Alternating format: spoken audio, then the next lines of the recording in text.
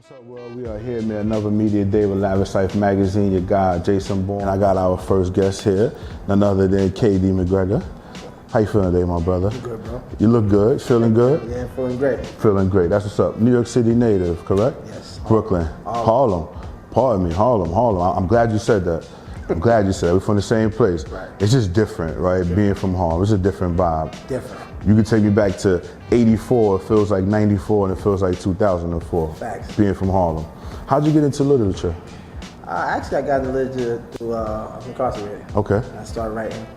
Started writing after about 2 years in. I picked up writing. Okay. There's not much to do, so it was either hit the yard, so I started writing. Okay, so the transition from maybe just writing letters, keeping contact with the outside world, Exactly. where did the idea spark to say, you know, let me put these fictional maybe stories in pen and paper and share that? Honestly, like a lot of my life was like a book, so Okay. I started this. That's my first book I penned, was about my life. Okay.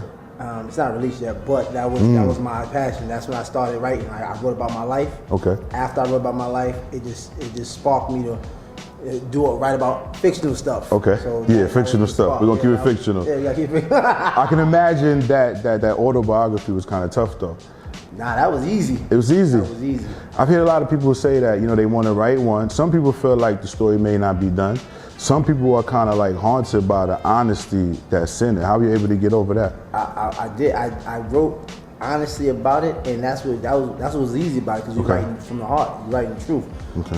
The hard part about it was it's not over yet. So you know, it's more to be written. Yeah. So it's just like that's the hard. So you're gonna hold on to that one right. for a while. That's gonna be that's the back burner. Okay, but Back Against the Wall Yeah. is out for the people. Right. Correct. The Jordans. How'd you come up with the Jordans? That was a concept I just came out of nowhere with it. It was basically when I was thinking about the book, I was thinking outside the box. Okay. And then I was thinking in the box, like regular hood mentality. What do we do to get out the hood? Yeah. We play ball. Yeah. We rap. So I'm like, I gotta make one. And the Jordan's the best. So I just went with the Jordans. That was the vibe I got as well. I felt like the Jordans could be anybody. It could have been the Smiths, the Jacksons, the Harrises. Exactly. Right? Was that what you were thinking when kind of put it together, right? The relatability. I feel like when people can relate to things, it's easy to like gravitate to it. Definitely. You know what I'm saying? And receive it a little bit better, right? The stories, I'll say common, but just in the sense of thinking in a worldly sense. You know what I mean? We've all gone through trials and tribulations. You know what I mean? And I respect that you wrote it kind of like going through your trial and tribulation, and it was a part. Talk about the therapeutic nature of like writing about someone else, but being able to release a lot of what's going on with you. Yeah, it was therapeutic because it gave me a chance to vent my own thoughts. Like a lot of the ideology that's in the book is my own personal ideology. Like just how they was down for each other. That's how I feel about truthfully and family, how families should get together. Yes. Tragedy around death, I felt that they had to unite for the tragedy of their father. That's my own personal value. So a lot of the book was personal, but it was fictional. But it was a lot of personal morals in it. Like I put a lot of morals that I live by today in the book. I think that's great substance as well, right? Because you get a chance to kind of give, like you said, your principles, you know what I'm saying, show your character, and allows people to just not only just take the context, but understand a little bit more about the man, right? Because we live in a time where you have to, you got to believe in the brand, what the person stands for to take the product. Right? So how do you go about that every day, right? We live in a social media age.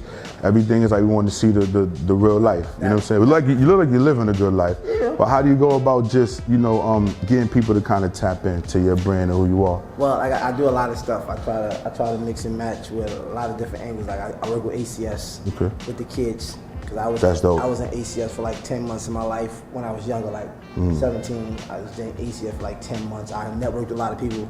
A lot of the people that's at ACS now, when I was in there, it's like they're big, like bigger than life, like literally bigger than life. Like so I network with them. They always keep me in a loop with everything. They keep me very relevant with what's going on with the kids, especially. So by bringing back I always try to relate back to them when it comes to the kids. I always try to get back to them. I do a lot of events for them to tell the kids like I came from the same environment at one point in time in my life. Went through the struggle, went to jail, did my 7 years, came out. And I'm here, you know what I'm saying? So, it's a transition. So it's good to transition and try to bring it back to full circle with the literary, because we lost that. We don't even read no more. Oh no, we don't. So it's like everything's your phone. Everything's your phone. So try to keep that first and foremost. Just bringing literary reading back to the community. So that's the first step. And I think it's really dope. Like you said, everybody's growing up on their phones or growing up on their whatever, their smart whatever, right? We're not gonna talk about anybody in particular, but you know what I'm saying? Whatever gadgets you have is kind of what's raising our children today. Whereas, in our era and eras before, we were kind of groomed by what we saw and who we could touch, and experience. And I think it's important to always share that experience, because you kind of impart knowledge on the first hand, Is that something that you really take pride in doing? Yeah, for sure. That's what I try to do. I try to give them a lot of me. When I'm talking, I give a lot of me. I'm talking to a group of kids or a group of adults. I do like a lot of workshops with adults. I try to give them the real me. They always ask me, how do you stay? And I give them what makes kids really get relevant to draw closer to you. They ask me, how is it? I got to tell you the truth. It's not the, like you said, the devices. They want to feel accepted. They want to feel the realness, not just like a job. They want you to feel like it's about me. If you come in there and you feel like it's a job, then they're going to treat you accordingly.